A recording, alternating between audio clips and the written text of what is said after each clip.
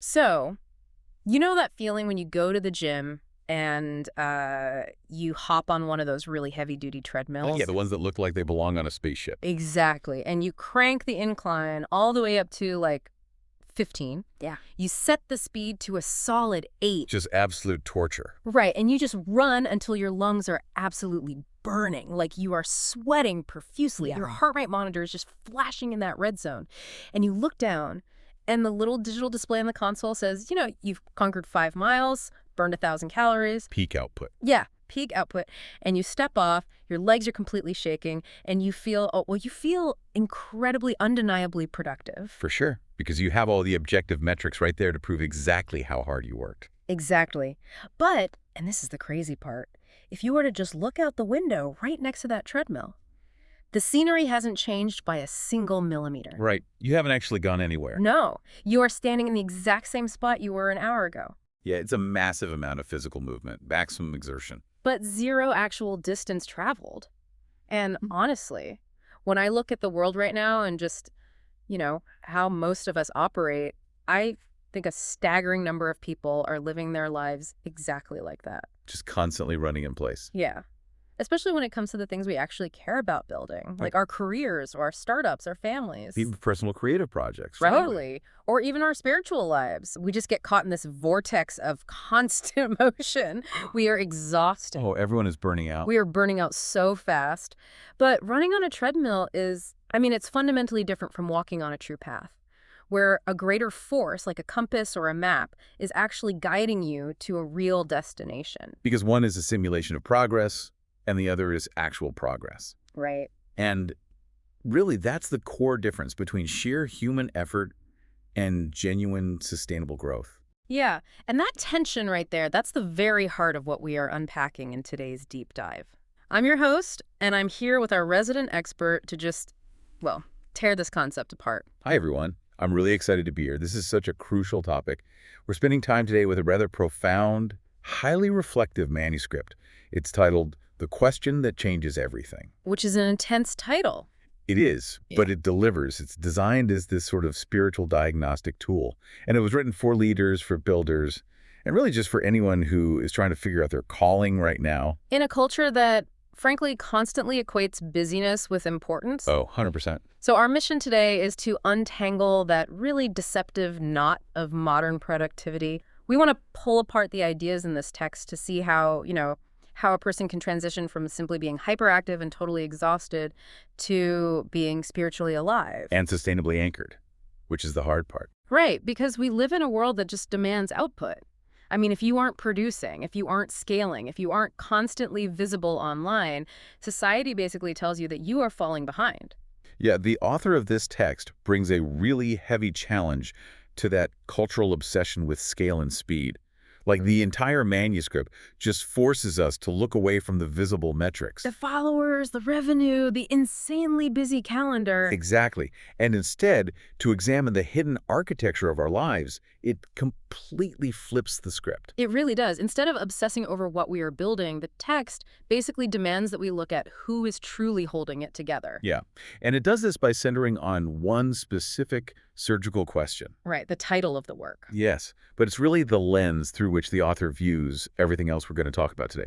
The question is, what must be true of us for God to sustain this? Let's just sit with that for a second. What must be true of us for God to sustain this? It just completely disrupts the normal flow of how we think about building things, doesn't it? It really does. Because when human beings set out to build a project, whether that's, a new division at a company or a community outreach program, our first instinct is always to ask logistical questions. Always. We ask, okay, what's the capital required? Right. What's the timeline? Who are the stakeholders? There's a risk assessment, and all of those questions are entirely designed to measure a project. Right. But this question, what must be true of us for God to sustain this, that measures a people. Yeah. It assesses our internal state. It completely bypasses our competence and just goes straight for our consecration. It shifts the entire focus from the scaffolding to the soul of the builder. And the text makes this fascinating point about how modern culture, and specifically religious and spiritual communities,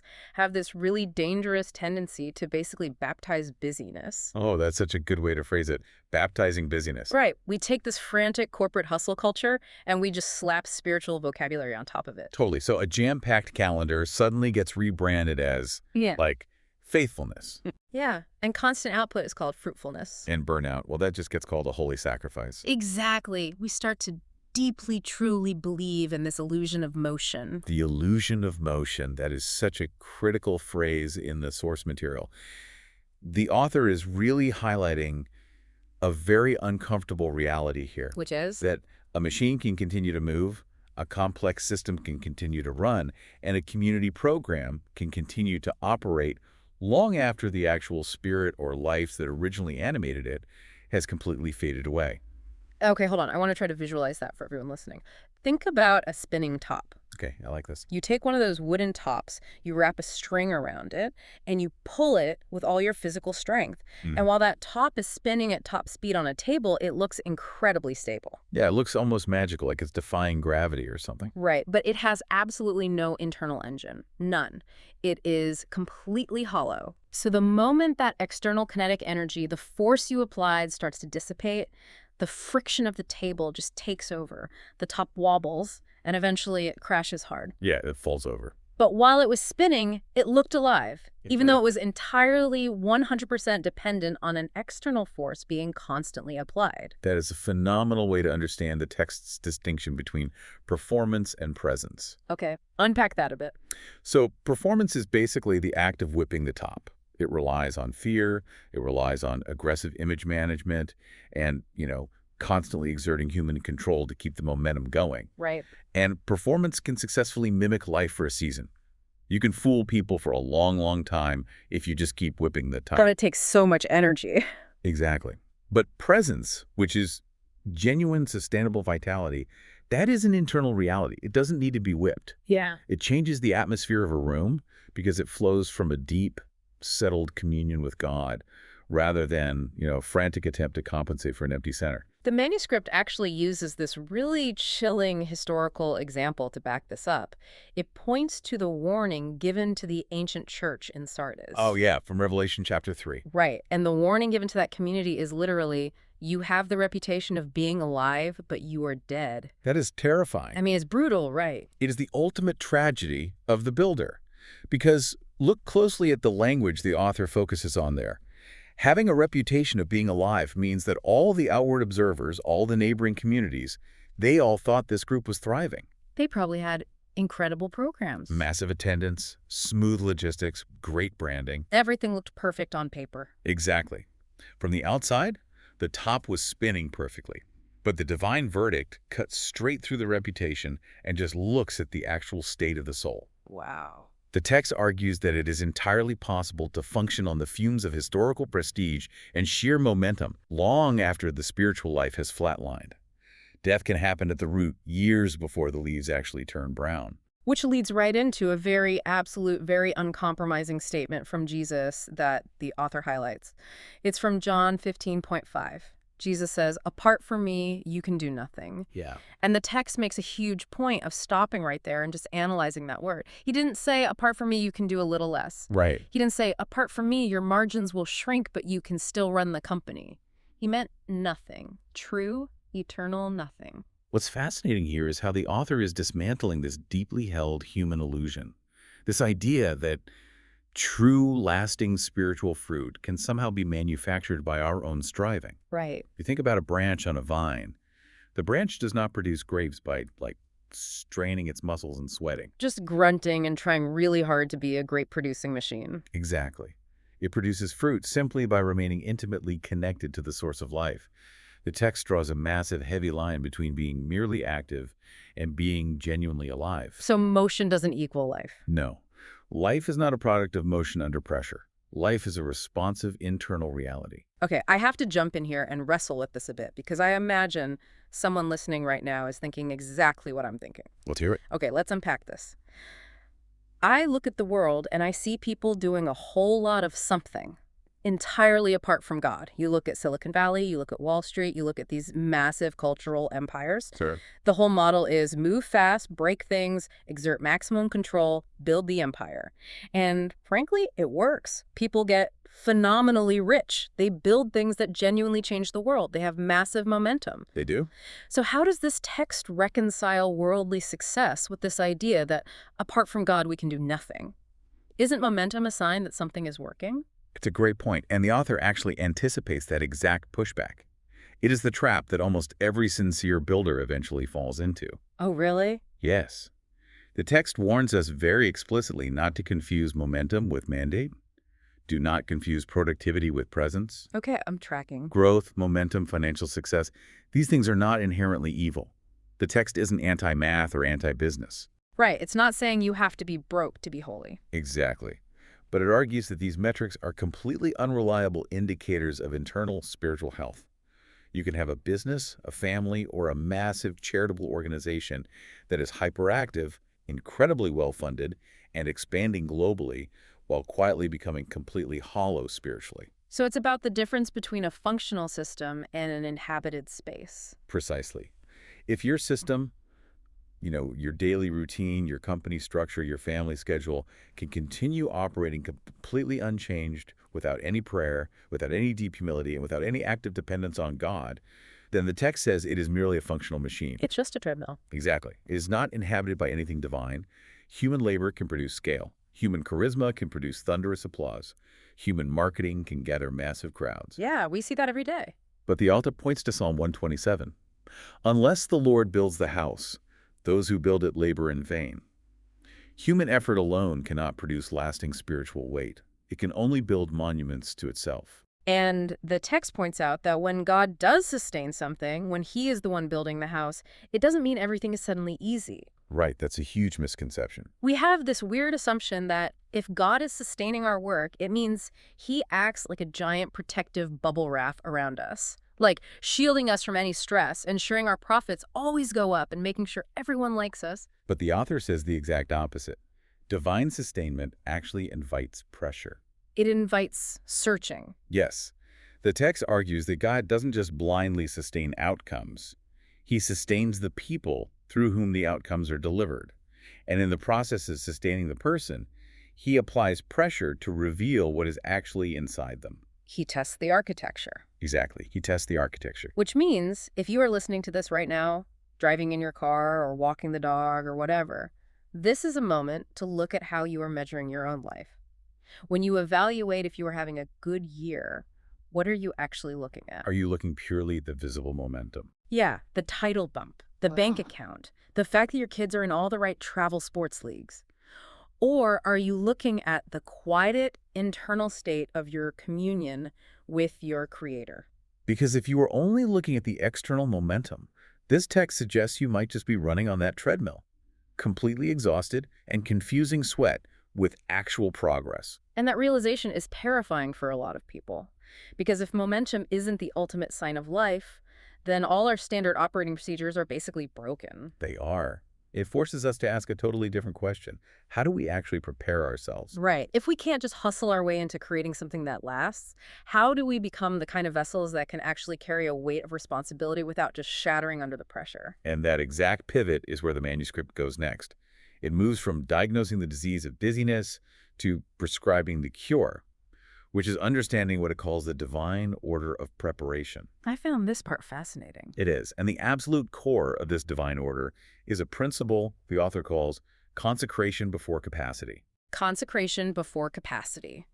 This is a profound and frankly deeply offensive reversal of how human nature normally operates. Yeah, totally offensive to our modern sensibilities. Yeah. Because human instinct constantly, relentlessly demands capacity first. Right. We want the platform. We want the platform, we want the degree, we want the funding, the followers, the undeniable confidence. We want to feel completely bulletproof ready before we step out and do anything. Exactly. But the text observes a totally different pattern in how God works. The author argues that God operates in the exact inverse order. He forms before he fills. Forms before he fills. Yes. Yeah. He demands consecration, which means absolute surrender, a pursuit of holiness, and a willingness to be completely hidden long before he ever hands over the capacity or the platform. To explain this, the text dives into some really fascinating historical case studies. And the first one is Moses. A classic example. Right, we all know the high-level story of Moses, parting the Red Sea, facing down Pharaoh, all that. But the text zeroes in on the burning bush moment. Moses is out in the desert, and God calls him to lead this massive liberation movement. And Moses responds by basically throwing out every single excuse in the book. Yes, he protests his utter inadequacy. He brings up his speech impediment. He brings up his very complicated murderous past by every single metric of, like, human HR departments today. Moses is completely unqualified and unprepared. Definitely a do not hire. Right. And what I find so interesting is how the text points out God's response to all this. God doesn't give Moses a pep talk. No, God doesn't say, Moses, you need to believe in yourself. You have incredible latent leadership skills. You were raised in the courts of Egypt. You've got this. He doesn't get a self-esteem seminar. Not at all. God doesn't give him an injection of self-esteem. Instead, God just gives Moses his presence. Yeah, he simply says, I will be with you. That's it. That's the whole answer to Moses' massive bulleted list of insecurities. Because, as the author points out, God is not scouring the earth searching for people who already believe they are enough. He is searching for people who are willing to become completely available. Wow. Moses didn't need a confidence boost. He needed to be broken of his self-reliance. Think about the psychological reality of Moses' life up to that point. He was a prince of Egypt. He had absolute power, immense wealth, the best education. He had what the text might call Egyptian swagger. Exactly. He thought he could liberate his people by his own sheer strength, which resulted in him murdering an Egyptian and having to flee for his life. Right. And then he spends 40 years in the absolute middle of nowhere in Midian, smelling like sheep, totally forgotten by the world. 40 years of sheer grinding obscurity. That is the furnace of consecration. 40 years just to drain the Egyptian swagger out of him. Exactly. God required 4 decades of hiddenness to form the vessel so that when the massive capacity of leading a nation was poured into him, it wouldn't cause him to just explode with pride.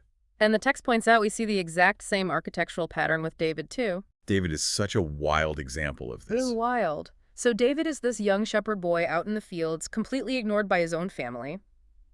The prophet Samuel shows up and physically anoints David with oil, declaring him the next king of Israel. The promise is given. Right. The calling is placed squarely on him.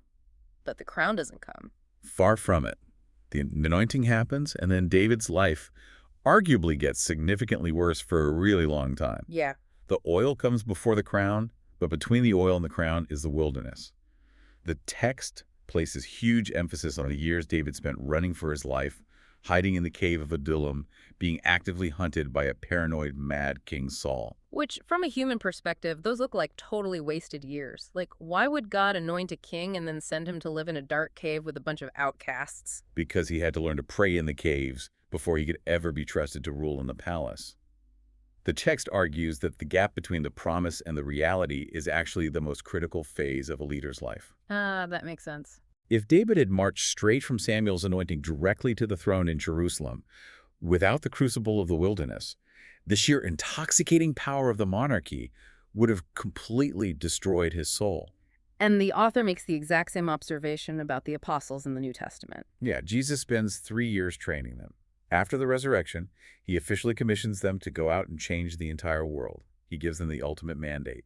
But then he issues a totally counterintuitive command. He tells them to stop. He tells them to wait. Right. Do not leave Jerusalem. Wait until you are clothed with power from on high. The author lingers on this command to wait. Why? Because commission without empowerment is just arrogant presumption. Yes. The apostles could not build the early church on their own human zeal. They couldn't build it just by, telling nostalgic stories about what Jesus used to do. Right. They needed actual divine capacity. So they had to wait in an upper room, in prayer, in unity, Right. which is a profound act of consecration and surrender before they ever received the capacity of the Holy Spirit. I want to try to visualize why this specific order, consecration first, capacity second, is so non-negotiable. Let's do it. Imagine you are an electrician building a massive power grid for a city. Think of capacity as high-voltage electricity. It is raw, surging power. It is incredibly effective, and you absolutely need it to light up the city. Okay. Now, think of consecration as the grounding wire. If you take thousands of volts of massive electricity and you pump it into a cheap, frayed, ungrounded wire, what happens? Disaster. Right. It's not going to politely light up a bulb. It is going to instantly melt the wire, blow the entire circuit, and likely start a catastrophic fire that burns down the house. Oh, absolutely. Consecration is the spiritual grounding of the human wire. That is exactly the mechanism the text is describing. Capacity basically acts as a force multiplier. A force multiplier. Okay. Yeah, if a human being possesses hidden pride, deep-seated impurity, or a massive unhealed wound of insecurity, and you suddenly hand them immense capacity. Yeah. Let's say they go viral on the internet, or they are handed the CEO role, or they suddenly come into millions of dollars. Right. That capacity will not heal their insecurity. It will simply magnify it to a catastrophic scale. It just makes it bigger. It will multiply the pride. It will weaponize the insecurity. Therefore, the text argues this really beautiful point. God often withholds the platform, the success, or the breakthrough, not out of cruelty, not because he is holding out on you, but out of profound mercy. He withholds the power so the power doesn't incinerate the vessel. Exactly. The manuscript has a specific term for this dynamic when we try to force it. It calls it the danger of uncrucified ambition. That's a heavy phrase. It is. And I really appreciate that the author takes time to clarify that ambition itself is not the enemy here. Wanting to build something great, wanting to solve a massive problem, wanting to be effective in your career, those are objectively good desires. Yeah, we need builders. But the text says that when ambition is untethered from surrender, it becomes toxic. It seeks elevation without the cross. It demands the crown, but it utterly refuses the cost. Uncrucified ambition is essentially the human ego's desire for significance, completely divorced from brokenness.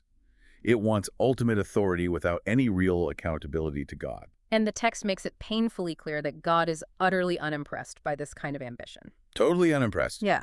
The author states that God is not in the business of building platforms. He is in the business of forming people.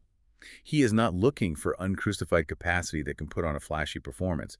He is looking for crucified, grounded lives through which genuine, safe power can flow. But, okay, let me play devil's advocate here for a second, because this is where the rubber meets the road for anyone trying to survive in the modern economy. Right. Here's where it gets really interesting. If you are an entrepreneur or an artist or a mid-level manager trying to get promoted, if you don't build your own platform, if you don't aggressively market yourself on LinkedIn, if you don't advocate for your own capacity, you literally become invisible. You get left behind. You become completely irrelevant. So how on earth does someone living right now balance the very real practical need to be effective and visible in their career with the spiritual demand to be hidden and consecrated? Doesn't embracing this hiddenness just lead to people burying their talents in the sand? It is a profound tension, and I hear that concern all the time. But the author resolves it by explaining the actual mechanism of consecration. Consecration is not the denial of your capacity. Right. It doesn't mean you pretend you aren't smart or skilled or driven. It is the purification of that capacity. Yeah. It is the process that makes your power safe for other people to be around. Wow, making your power safe for others. Yes. And the text is very firm on this. The hidden years are never, ever wasted. If we connect this to the bigger picture, look at the life of Jesus himself. He possessed ultimate divine capacity, yet he spent 30 years, the vast majority of his earthly life, in total obscurity in a backwater town working a blue-collar job. Just living a normal, unseen life. He lived faithfully in the mundane and the ordinary. The text challenges us to realize that the private, unapplauded seasons are where the soul actually becomes durable. Ah. If you try to hack the system and skip the hidden formation, your public authority will inevitably become brittle. You might get the platform, but you will crack under the weight of it. It all comes down to where your roots are actually drawing water from. Exactly. Which means if you are listening to this and you feel like you are stuck in a massive season of delay, maybe you are working a job that is just way far below your skill level, or you are pouring your heart into a project that is getting absolutely zero traction, or you're in a season of parenting where your daily life feels entirely unseen and unappreciated. Which is so hard. It is. Consider the possibility that the universe, that God, is not ignoring your potential. This text suggests that you are currently in the furnace. Your capacity is actively being purified, your wire is being grounded, so that when the heavy weight of real responsibility finally does drop on your shoulders, It won't crush you. The author phrases this in a way that honestly haunts me a bit. They write that God often increases our spiritual authority through the mechanism of reduction. Reduction. Yes, reduction. Our modern capitalist minds just naturally assume that increase always requires addition. Right, more is more. If I want more authority, I need more money, a bigger team, a wider platform, more visibility. But the text argues that God often increases our true spiritual weight by aggressively pruning away our self-protection, our reliance on clever marketing, and our dependence on worldly methods. He strips away the fluff to build true, dense endurance. Because, as the author bluntly states, God will not eternally support an ego project. And that tension right there between us desperately wanting to force our capacity into the world and God demanding that we wait for the right timing and the right formation, that brings us to what I think is the most difficult surgical part of this entire manuscript. Oh, this next part's tough. It really hits on the absolute core human struggle. It addresses our deep pathological obsession with control. The text pulls no punches here. It makes a very bold, uncompromising claim that functions almost like a diagnostic test for the soul. It states, "What cannot survive without control is probably not entrusted to God's keeping." What cannot survive without control is probably not entrusted to God's keeping. Let that just sit in the room for a minute. Sit heavy. That means if the project, the relationship, the church, the business, if it cannot survive without you white-knuckling every single minute detail, constantly checking your email at midnight, manipulating every variable, Then you haven't actually entrusted it to anything higher than your own ego. the author points out that control is ultimately a false refuge. It is just raw fear wearing the socially acceptable mask of competence. That distinction changes everything. Because we are so good at deceiving ourselves. We tell ourselves that our micromanaging, our chronic anxiety, our obsessive need to predict every possible outcome is just us being responsible stewards. We call it being a good leader. Right. But the text strips all that polite language away. It argues that beneath the corporate jargon of prudence and risk management is a really dark confession. We simply do not trust God enough to leave things in His hands. Wow. Control gives us a temporary psychological illusion of safety, but it fundamentally exhausts the human soul because it demands that a finite human being play the role of infinite providence, and we are just not built to carry that weight. To illustrate the terrifying reality of giving up that control, the manuscript brings up the biblical story of Abraham offering his son Isaac on Mount Moriah. And I have to admit, to the modern mind, this story is severe. It borders on incomprehensible. It's very difficult for a lot of people to read. Abraham waits decades for this promised son. He finally gets Isaac miraculously in his old age. Isaac is the fulfillment of everything. And then God asks Abraham to take the boy up a mountain and sacrifice him. Why would a loving God demand such a horrific surrender? This raises an important question. But the text approaches this not as an act of divine cruelty, but as the ultimate, necessary crucible of trust. The author argues that it was a severe test to expose whether Abraham had quietly begun to trust the gift more than the giver. Isaac represented the promise, the legacy, the future. Abraham's entire identity was wrapped up in this boy. He had basically turned the promise into a possession. Precisely. Abraham had to learn that the promise was not his to control. He could not manufacture the outcome, nor could he violently protect it from the God who gave it. His faith had to be violently purified from the instinct of possession. He had to yield his absolute right to control the narrative of his own life. Yes. And the text contrasts this agonizing act of surrender with another famous biblical moment, the posture of Mary at the Annunciation. Oh, the moment the angel Gabriel tells Mary she is going to miraculously bear the Messiah. Her response is completely mind-blowing when you think about the social and physical implications for an unmarried girl in that culture. She just says, "Let it be to me according to your word." The author zeroes in on that phrase. Let it be, not, okay, but let me consult with my family first. Right, not, let me manage the PR logistics of this pregnancy so I don't get stoned to death. It is just pure, radical consent. The text calls it the purest expression of holy consent, completely devoid of any need to control the outcome.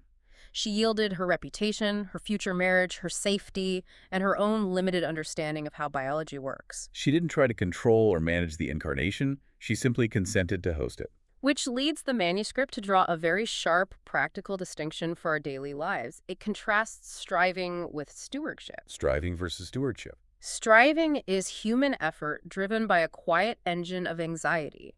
It's that constant inner monologue that says, if I don't personally hold all these spinning cleats together, my entire life falls apart. It's exhausting. Stewardship, on the other hand, is human effort offered under the umbrella of a higher lordship. The steward works incredibly hard, but the internal dialogue is different. It says, I will be ruthlessly faithful with the tools and time I have been given today, but I implicitly trust the ultimate outcome to God. The psychological difference there is massive. And the author points out something really tragic about striving and control. When we are driven by a need for control, it actually corrupts our ability to love. How so? Think about how this affects our closest relationships. When a parent tries to control a child's every move to ensure they get into the right college, or when a spouse tries to control their partner's habits to soothe their own anxiety. Oh, yeah. What is happening there? The text says we stop relating to them as autonomous human beings, and we start treating them as projects. We manipulate the people we love to soothe our own internal insecurities. That is painfully real. But true love requires the oxygen of freedom. It means entrusting people to God's journey for them while remaining faithfully, lovingly present. Okay, so what does this all mean? I have to step in and push back on the author's premise here again because I can hear the objection screaming in my own head right now. Wait for it. If I just let go and stop controlling my startup's burn rate, we go bankrupt. If I stop managing my kids' chaotic schedules, they miss the bus, they fail math, and the house burns down. Letting go of control sounds suspiciously like a spiritualized excuse for pure passivity and negligence. It is the most common fear when discussing surrender, but the text explicitly refutes that interpretation. Surrender is not passivity. Surrender is active, vibrant trust. Okay, distinguish those. Letting go of control does not mean you abandon financial wisdom or hard work or parental diligence. You still balance the budget. You still set alarms. But surrender means you release the deeply held fantasy that your wisdom and your spreadsheets can somehow eliminate your fundamental dependence on God. I love the analogy the author uses here to differentiate the two. Picture two different builders, both constructing identical houses. The first builder is utterly obsessed with control. He white-knuckles every single detail of the blueprint. He micromanages the plumbers. He loses sleep staring at weather forecasts, viewing every single rain cloud on the horizon as a personal, malicious threat to his mastery over the project. Sounds miserable. Right. And by the end of the year, his house is built and it looks impressive, but he is a physical and psychological wreck. He is living in a state of perpetual adrenalized exhaustion. Now look at the second builder. This builder is equally diligent. He works just as hard. He swings the hammer with skill. He lays the foundation with deep wisdom and care. He doesn't cut corners. Okay. But when the sun goes down, he washes his hands, he goes home, and he sleeps deeply. He rests because he fundamentally knows that the house is ultimately upheld by something much deeper than his constant anxious grip. It is the difference between open hands and clenched fists. Surrender is open hands, not empty hands. You are still holding the hammer. You are still doing the work. But your hands are open. You aren't clutching the outcome in a death grip. Clenched fists are the posture of fear. They declare, the universe must bend to my will. Right. And open hands declare, I will pour my absolute best effort into this day, but the final result is not mine to dictate. This brings up a critical question for self-reflection that the text proposes. The author notes that throughout history, the wilderness is consistently God's chosen classroom. Why? Because it strips us down. Exactly. Because the wilderness is an environment that systematically strips away everything we normally use to manufacture our own security. Yeah. Think of the Israelites in the desert. They were fed by manna that fell from the sky every single morning. But the catch was, they couldn't hoard it. Oh, right. If they tried to save it, it rotted. Yes. If they tried to control the supply and save it for the next day, it literally rotted. Yeah. They had to rely on daily provision. Wow. The text suggests that we are often intentionally placed in wilderness situations, seasons of financial tightness, health crises, or career stagnation, where our normal control mechanisms are forcibly dismantled, precisely so we can learn what actual trust feels like. Which means, if you are listening right now, I want you to run a quick diagnostic on your life.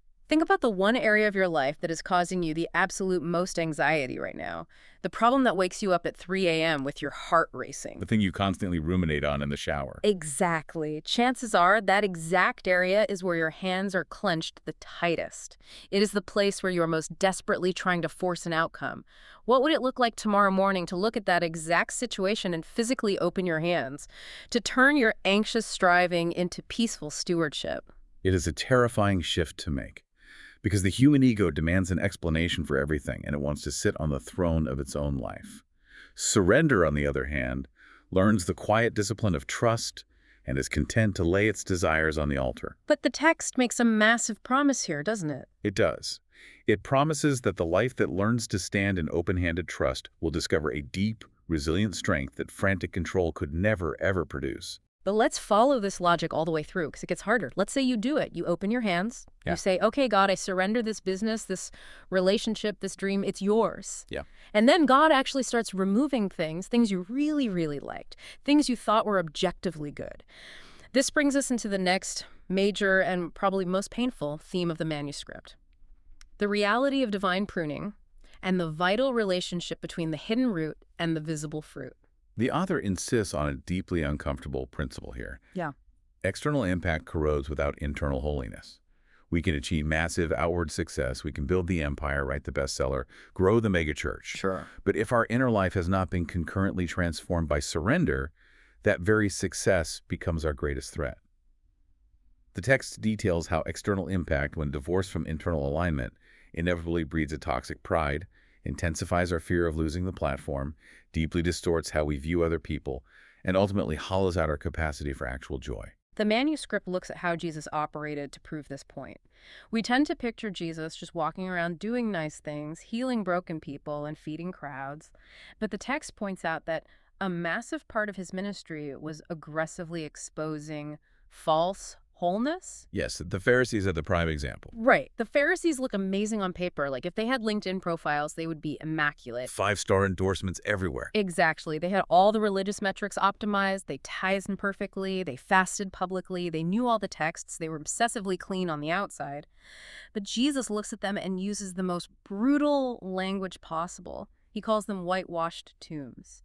Beautiful on the outside, full of dead men's bones on the inside. He was pointing out that their outward visible performance was completely disconnected from their inward hidden reality. To explain how this happens to us, the author leans heavily on the metaphor of a tree. Imagine a tree planted in a field. Under certain conditions, a tree can experience rapid, explosive growth above ground. It shoots up quickly, it develops a massive canopy of thick branches, it might even produce a massive crop of fruit very early on. From a distance, it looks incredibly vigorous and healthy. But if the soil is shallow or if the tree hasn't had to fight for water, its root system remains dangerously close to the surface. So the moment a severe drought hits or a massive, violent storm rolls through the valley, that massive canopy becomes a huge liability. The wind catches the branches, and because there is no deep root system to anchor it, the entire tree violently uproots and collapses. Right. The text points out a profound tragedy. The world only ever looks at the tree and applauds the visible branches. But God tends the hidden roots. The hidden life is the root system. The time spent in quiet prayer when no one is watching, the difficult act of private repentance, the commitment to personal integrity in the dark, the quiet obedience in small, mundane things. That is the agonizing work of pushing roots deep into the dark soil. It is. And this is where the text circles back to John 15, which contains, honestly, one of the toughest, most counterintuitive teachings in the entire text. It says that God prunes every branch that bears fruit so that it will bear more fruit. Notice the crucial distinction the author makes there. Our human assumption is that pruning, which means cutting away, reducing, inflicting a wound on the plant, only happens when we are doing something wrong. Right. We assume God only cuts away the dead wood, the obvious sins, the toxic habits. But Jesus says the exact opposite. He says the fruitful branches get pruned. The branches that are doing exactly what they're supposed to do are the ones that feel the sheer blade of the knife. The author calls this the strange mercy of reduction. The strange mercy of reduction. That's powerful. It really is. God will actively cut away things in our lives that are objectively successful, things that are working well, if they are not yet mature enough to bear the much greater weight of glory He ultimately wants to place on them. So it's not a punishment. No, pruning is not a punishment for failure. It is precise, purposeful, loving cutting designed to prepare the architecture of the soul for a heavier harvest. But man, knowing the theology doesn't make the knife hurt any less. The text deeply acknowledges that holy removal is agonizing, because God doesn't just ask us to release the bad things. That would be easy. Yeah, we'd gladly hand over our bad habits. Right, he frequently asks us to release very good things that have quietly, subtly become functional substitutes for his presence in our lives. Like what? It could be a wildly successful business strategy that we now trust more than prayer. It could be a deeply comforting relationship that has become our ultimate source of security. It could be a specific vision for our career that is morphed into an idol. The text insists that the ultimate cost of being sustained by God is the cost of being totally uncomfortably known. The author references Psalm 139 here. Search me, O God, and know my heart. The implication is that if you want the house of your life to be sustained by divine grace, there can be absolutely no locked rooms in your heart. No locked rooms. Right. You cannot invite God into the clean, well-lit living room of your public persona and even let him redesign the kitchen of your family life, but then keep the basement heavily deadbolted. Because what's in the basement? The basement is where you hide your coping mechanisms, your secret resentments, and your uncrucified ambitions. God's sustaining grace can only rest on truth. It absolutely will not rest on concealment. There's a brilliant analogy in the source material about two musicians that perfectly captures what this internal work looks like from the outside. Imagine you go to a high-end classical concert. The first musician walks out onto the stage, sits at the piano, and plays a highly complex piece with absolute mechanical perfection. That. Every single note is mathematically flawless. The audience is amazed. But what they don't know is that inside the mind of that musician, there is a state of sheer screaming panic. Oh, wow. They are white-knuckling the keys. They are terrified of making a simple mistake because their entire self-worth is tied to the applause. They are completely enslaved to the performance. And then the second musician walks out. They sit down and play the exact same piece. They also play it beautifully. But this musician has submitted to the discipline of the instrument so deeply for so long that they have come out the other side into absolute freedom. They aren't thinking about the notes anymore. Exactly. They allow the music to breathe. They are entirely unafraid of the instrument and unafraid of the audience. And here is the kicker. The person sitting in the third row applauds equally for both of them. From the outside, the output sounds virtually identical, but the internal reality is worlds apart.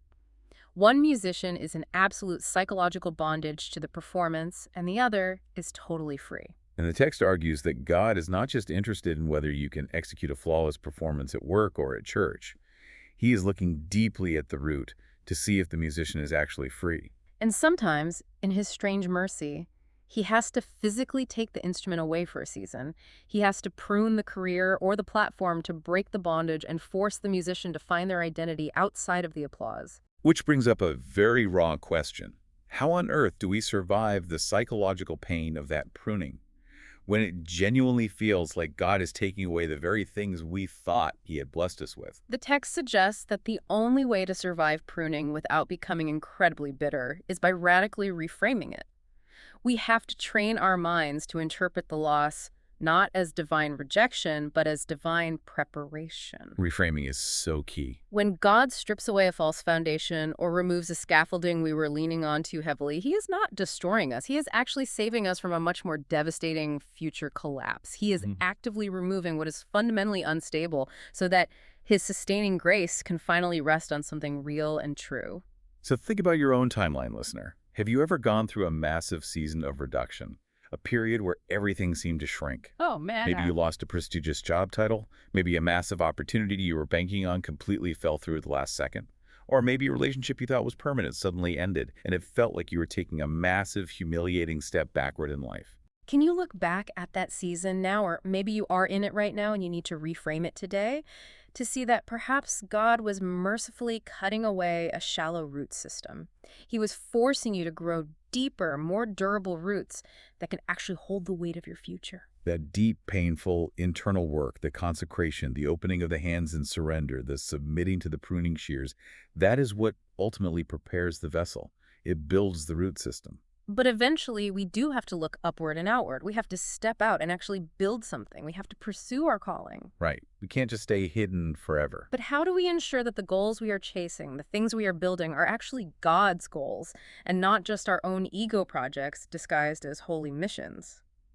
This brings us to the final, massive theme of the manuscript: reframing our vision through the lens of divine alignment.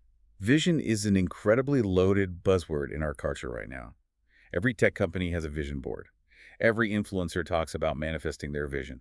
Every corporate leader is expected to cast a vision for the quarter. It's everywhere. But the text throws a massive caution flag on the play. It warns that a vision can be highly polished, can be incredibly ambitious, it can be well-funded, and the builder can be entirely sincere in their motives. But if that vision is not fundamentally aligned with God's will, it cannot survive his searching light. The author contrasts our slick, modern corporate idea of vision with some gritty biblical realities. Look at the story of Noah's Ark. If Noah hired a modern branding agency, they would have fired him immediately. Instantly. His task was not glamorous, it was not scalable, and it certainly wasn't culturally relevant to be spending decades building a colossal wooden boat on totally dry land while everyone mocked him. But the text points out the one thing that mattered. It was perfectly aligned. God provided the exact architectural instructions, and Noah simply obeyed them. The author makes a profound statement here. In a generation that is completely misaligned and headed for destruction, simple alignment matters infinitely more than cultural relevance or social impressiveness. I think a lot of people fear that if you actually align your vision with God, it means you have to think small. It means you have to give up your big dreams and settle for a boring, mediocre life. Yeah, that's a huge fear. But the text forcefully pushes back on that. It says alignment is not stagnation. Alignment is precision. And yes, precision often feels like a painful narrowing before it feels like an enlargement. That narrowing process is crucial because the human heart is exceptionally deceptive. We are incredibly skilled at generating our own desires, fueled by our own unresolved issues, and then piously labeling them as our purpose or our calling. Oh, that stings. It does. What we typically do is draft our elaborate 5-year plans, map out our career trajectory, and then we bring this finished blueprint to God in prayer and basically ask him to bless what we've already firmly decided to do. Yeah. We don't actually want his direction. We just want his endorsement as a cosmic venture capitalist. Wow. But true alignment requires a terrifying vulnerability. It requires us to submit the vision to his searching, blinding light before we ever start pouring the concrete. Let me give you an analogy to show how dangerous an untethered, misaligned vision can be. Imagine a massive, state-of-the-art cargo ship sitting in a harbor. You install the most powerful, cutting-edge engine in the world into the hull of this ship. It has unbelievable capacity. It can cut through the water faster than anything ever built. Okay, super powerful ship. But deep inside the bridge, the navigational compass is misaligned by just 3 tiny degrees. If you fire up that massive engine and set off across the open ocean, that incredible power isn't going to help you. It is just going to ensure that you arrive at the completely wrong continent much, much faster. That is a perfect picture of a highly capable but spiritually misaligned life. A misaligned leader can still be incredibly busy. They can be very impressive. Just like that ship moving at top speed, they might gather massive momentum, attract huge amounts of venture capital, and win awards. But the text warns that under divine examination, the truth will be revealed. The scrutiny will show whether the empire was built from human strategy and ego or from quiet, surrendered obedience. And this is where the author introduces a beautiful concept called the power of the quiet yes. The quiet yes. I was so struck by that phrasing. Break down what the author means by that. It is the idea that in God's economy, unseen acts of faithfulness carry immense, disproportionate spiritual weight. A quiet hour of prayer in a dark living room, a disciplined, painful refusal to cut a moral corner at work when no one would have known, a gentle, unheralded act of forgiveness towards someone who deeply hurt you. The text argues that these hidden, aligned actions carry infinitely more spiritual authority than loud, million-dollar public campaigns that are fundamentally misaligned. God does not measure a vision by its massive scale or its PR reach. He measures it by its depth of surrender. And the ultimate agonizing test of that alignment is what the text calls the silent test of delay. When we have a burning vision and we are forced by circumstances to wait, when the door just won't open, when the funding falls through, when the promotion goes to someone else. Delay is so frustrating. It is. But that delay reveals what is actually driving us. It reveals whether we actually love God's will or if we are just deeply in love with our own brilliant interpretation of it. So true. If we hit a delay and we instantly panic, if we start manipulating people and forcing doors open with a crowbar, it proves we were never really aligned with God's timing. We were just incredibly impatient and driven by our own unsanctified urgency. Delay is the ultimate diagnostic tool because it strips away the ego's demand for immediate validation. It forces the builder to stop hammering for a second and ask the hard surgical questions. The text actually provides a few of these diagnostic questions for us to wrestle with. What are they? Questions like, am I building something that God actually gave me the blueprint for? Or am I building this because I desperately needed to validate my own existence to my peers? Wow. Or what specific elements of this project must remain under my absolute white-knuckled control in order for me to feel psychologically secure? Those questions are devastating if you actually take the time to answer them honestly. So what does this all mean for you? As you sit here listening, thinking about your own life, your own 5-year plan, or the biggest, most stressful goal you're chasing right now, are you bringing a fully finished, heavily revised blueprint to God? Just asking him to stamp approved on your ambitions? Or are you willing to bring a totally blank page, offer a quiet yes, and ask him to actually write the vision? Are you willing to say no to the frantic, unsanctified urgency of a culture that tells you that you are running out of time? It is a critical choice. Because a vision that is not deeply aligned with God's rhythm may actually work for a season. You might get the ship out of the harbor, but eventually, keeping that misaligned ship on course will require far more emotional and spiritual energy than your soul can naturally supply. It becomes utterly exhausting because the entire structure is built to preserve your identity apart from the cross. And God, in his absolute mercy, will not sustain an ego project forever. He loves you too much to let you succeed at something that is actively destroying your soul. Wow. We have covered an incredible amount of heavy, deeply challenging ground today. We started by looking at the deceptive illusion of sheer busyness, that treadmill of external metrics where we sweat and bleed but never actually move forward. We journeyed down into the quiet, dark, and often deeply painful forge of consecration, looking at how God requires the grounding wire of surrender before he ever pours in the high-voltage capacity. We examined the terrifying instinct of control, seeing how it acts as a false refuge that exhausts the builder and corrupts love. We looked at the strange mercy of pruning, where God cuts away the good to make room for the great. And finally, we saw how true, enduring impact only ever arises from a deeply transformed, fully aligned inner life that has learned the discipline of the quiet yes. And the overarching message of this entire manuscript to you listening right now is incredibly, profoundly freeing. You do not have to keep pretending that you are enough. You do not have to manufacture your own spiritual vitality through sheer willpower. You don't have to keep whipping the top until your arm falls off just to maintain the illusion that you have it all together. You're being openly invited to trade the absolute bone-deep exhaustion of your own anxious striving for the quiet, enduring peace of God's sustaining grace. The author leaves us with a brilliant summarizing thought. Dead things can be duplicated, but only living things multiply. A factory machine can stamp out 1,000,000 identical, perfectly shaped, completely lifeless plastic parts. But life, genuine organic life, reproduces itself. And building on that exact idea, I want to leave you with a final provocative thought to chew on after this deep dive ends. Think about the lifespan of whatever empire you are spending your days building right now. Maybe it's your small business. Maybe it's the department you manage at work. Maybe it's a charitable ministry. Or maybe it's just the daily culture of your own family. If God were to completely remove your personal charisma, your constant anxious micromanagement, and your physical presence tomorrow, what would actually remain? It is the ultimate test of the builder. If the work immediately fractures and collapses the moment you step away, it means it was likely built entirely around the scaffolding of your own ego and your need for control. But if the work continues to grow and thrive and breathe without you, it means you successfully accomplished the hardest task of all. You surrendered it. It means you actually embedded the reproducing, sustainable life of God into its very DNA. Don't spend your one precious life just building a massive, exhausting monument to your own effort. Monuments are impressive, but they are static, and eventually they crumble into dust. Choose instead to cultivate a garden that has the roots to outlive the gardener. Step off that exhausting treadmill. Look at the compass. Open your hands and start walking the true path. Until next time, keep diving deep.